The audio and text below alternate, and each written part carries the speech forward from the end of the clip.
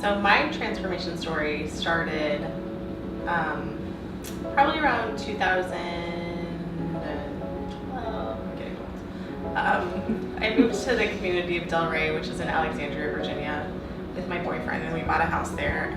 And I was a lawyer working at a big law firm, and was working all the time, crazy hours, always on call. Slept with my BlackBerry next to my pillow just in case a partner emailed me and I had to get up and do work. Had to cancel countless trips that I had planned to do for fun because you're always at the beck and call of the partners and the clients. And so while the work was at times interesting and fulfilling, it was too much, and my personality is such that I always get anxious and stressed out about things and want to do everything really well. So was just in a constant state of stress and anxiety over work. So I actually used to be a runner, but would always injure myself doing that and just didn't connect to it much. I just did it to stay in shape. And then found a studio in Delray called Mind the Mat, and started practicing there as a student, and found a class that I fell in love with, the teacher that I fell in love with, Amy Arnold, and connected to the class because it was both challenging and hard and different, and it made me connect to my breath completely, and I was able to tune out all the other stress going on in my life, which was something that I didn't even know existed. So just really fell in love with yoga and started going only like once a week or so, and then went through some challenges in my personal life where things just felt like the rug had been pulled out from underneath me and I didn't have anything but really yoga to turn to. And so I decided to do a teacher training in Costa Rica because I was like, well, I don't know what else is going on in my life. I'm just going to go to Costa Rica for a month and figure things out and just make it happen. Because up until that point, I'd always thought too much about my plans, so never would allow myself to do something like that. So I just went and did it. So I spent a month in Costa Rica at the Nosara Yoga Institute and transformed my life there. I think that experience broke me open to the possibility of actually becoming whole and loving myself for the first time in my life. And it also taught me that I loved to teach and to give yoga to other people. And it taught me that people loved me for who I was and that I didn't always have to seek them out and that I could actually love myself.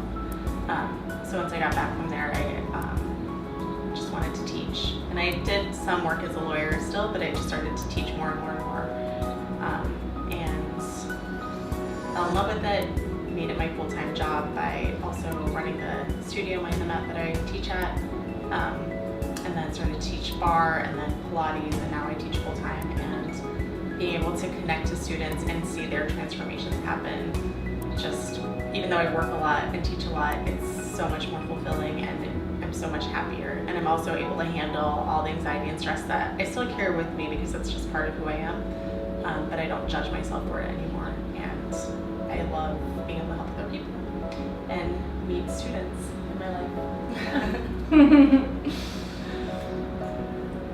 So,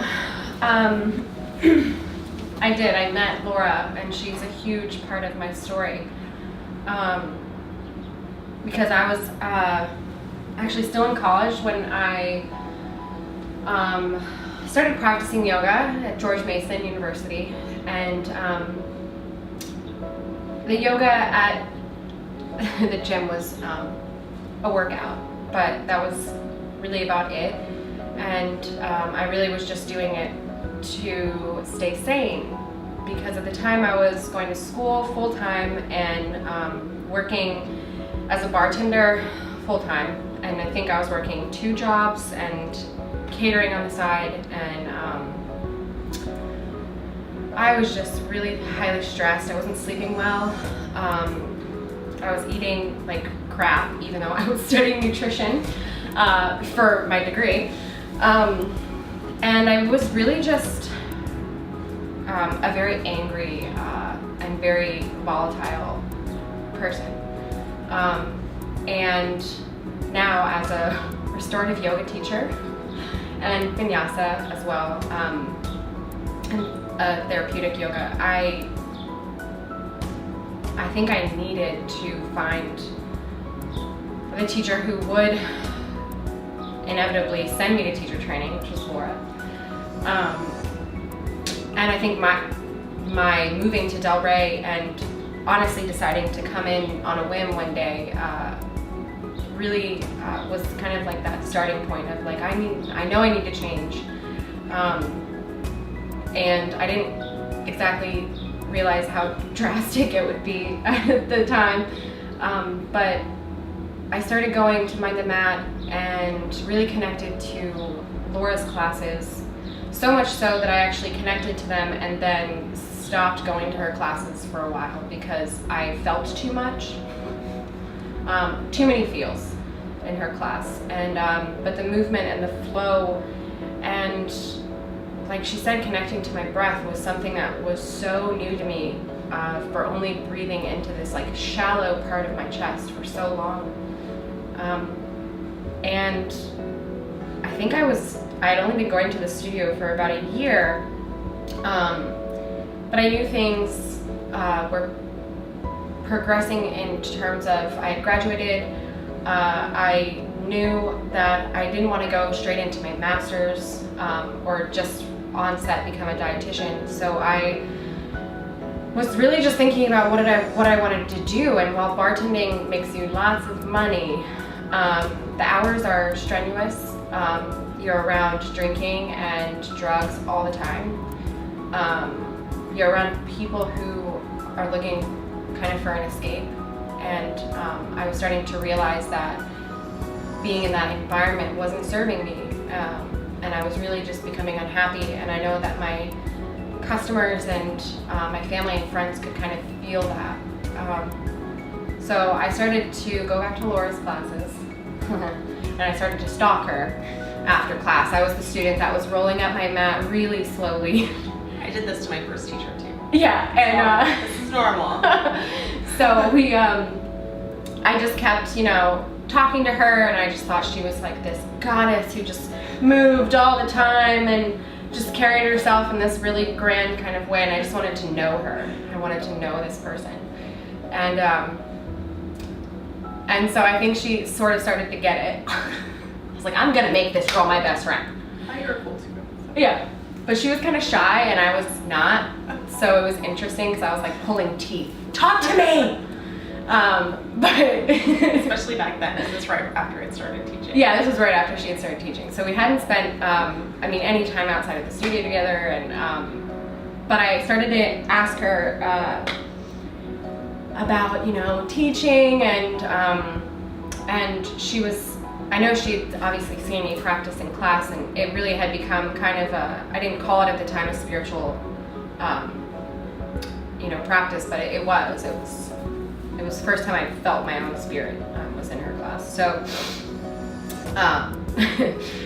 she said, you have to, can you take a month off? And I was like, yeah, I'm a bartender. I can take off as much time as I want.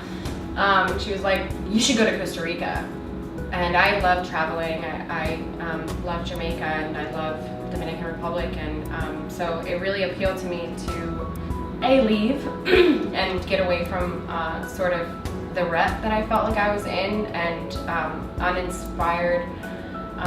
So literally she told me about it. I went home and I'd already kind of started to look at teacher trainings, but I knew I wanted to go somewhere and do it, head on in like a 30-day training. So I go onto the website like that night that she told me, and the next day I signed up.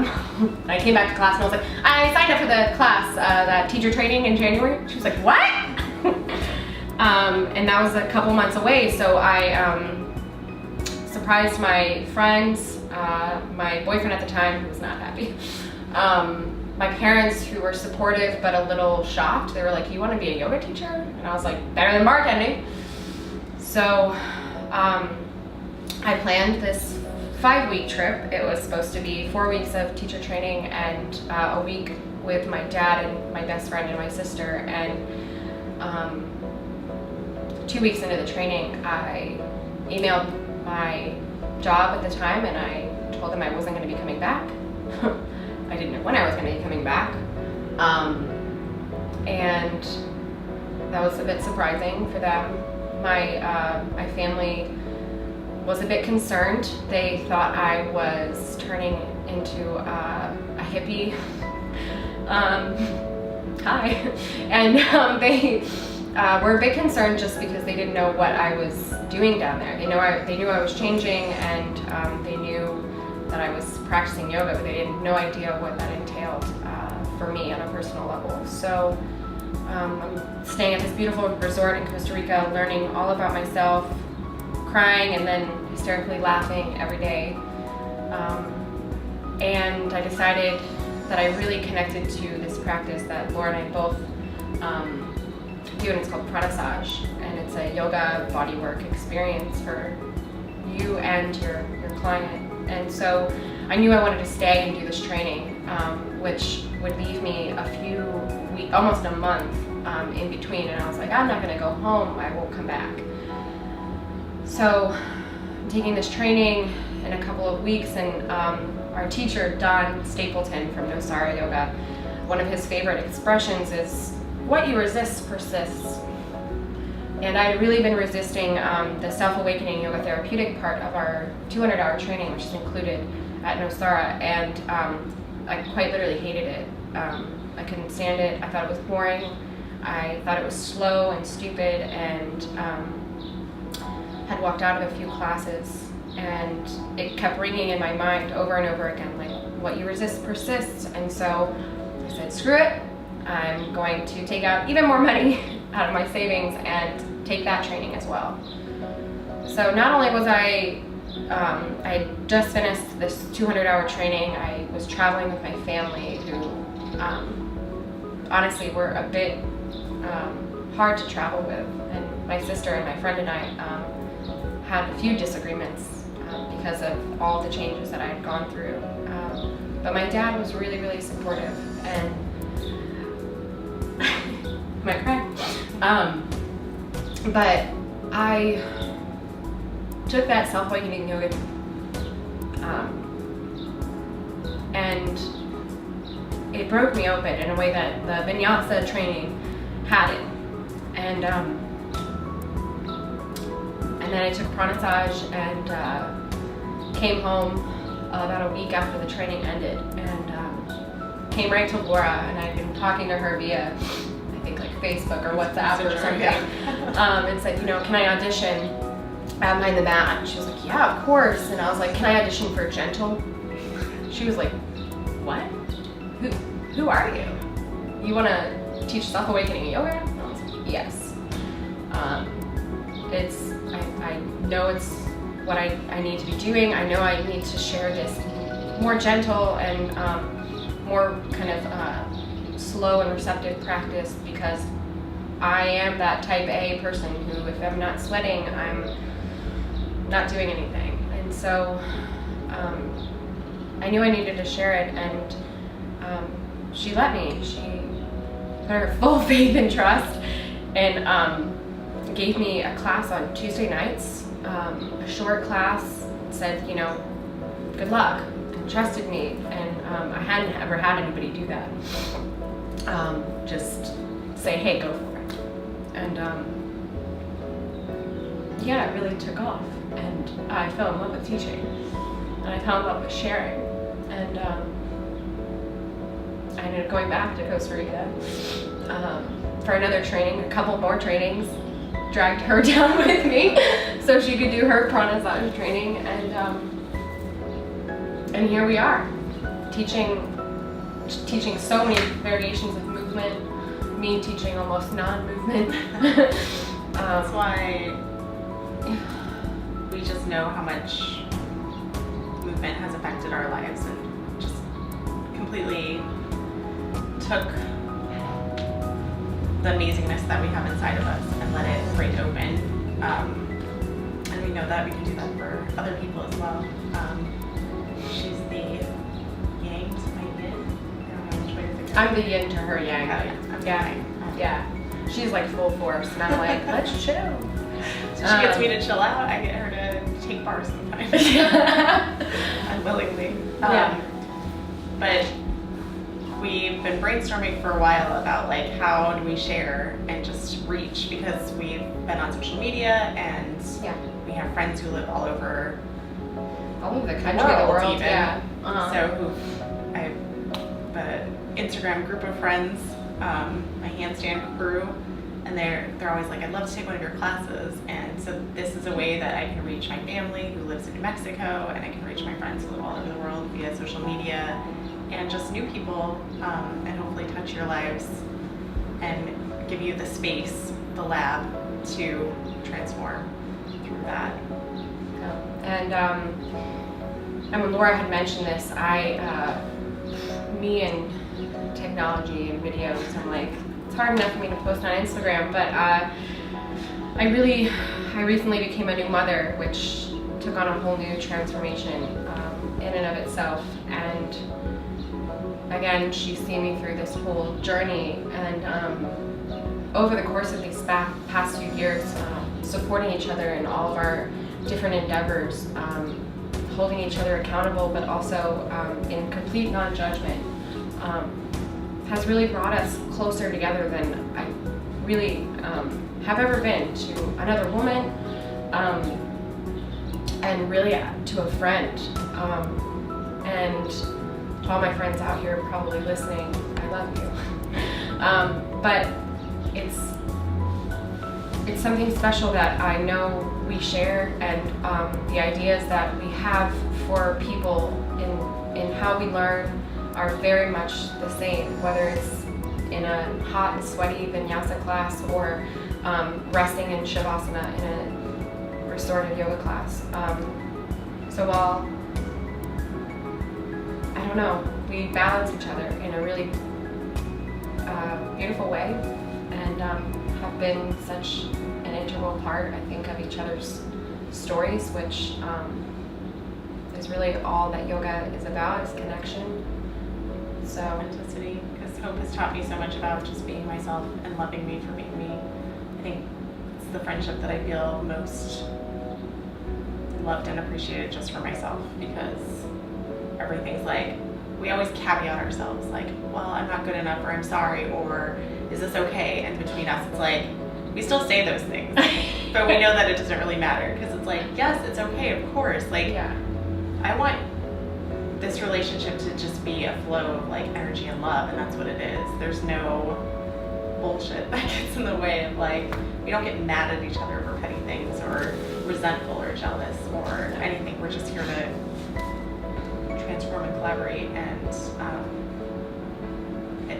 a very different relationship than I've ever had, because it's so pure. We're not getting married. We're not lesbians either. We have gotten that question. I would change, no, I'm kidding. No, but yeah, so in addition to, like Laura said, connecting to people through videos and through sharing classes and small segments of movement and like specific sequencing, we also want to be here on a level that you can practice co-listening maybe, or reflective listening, things that we've taken from our trainings, and share them with you, and share them in a way that you can watch from the privacy of your home, that you don't have to even get out of bed for, and hopefully it will just motivate you to connect to other people in the way that we have found. So yeah, Vikriya Lab. Vikriya Lab. Getting started. VikriyaLab.com. Yep. We'll be there. We will be there shortly. Yeah, I love you.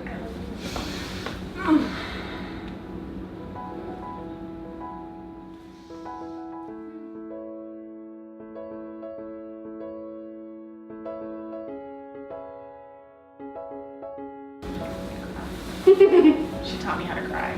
Yeah, and I cry all the time, so.